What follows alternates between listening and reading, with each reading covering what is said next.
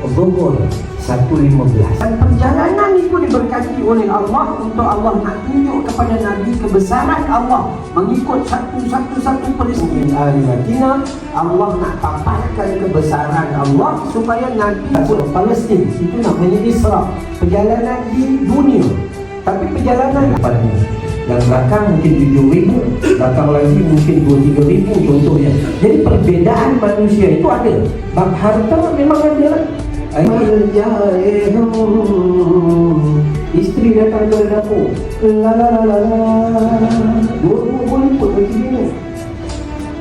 Kan Nabi Yahya, Nabi Yusuf, Nabi Ibrahim, Nabi Idris, kemudian Nabi Harun, Nabi Musa, Nabi Ibrahim 1-7. Perjalanan itu salah satu yang hidup maupun telah meninggal dunia. Ya Allah, bantu kami dalam kami mengingatimu. Ya Allah, bantu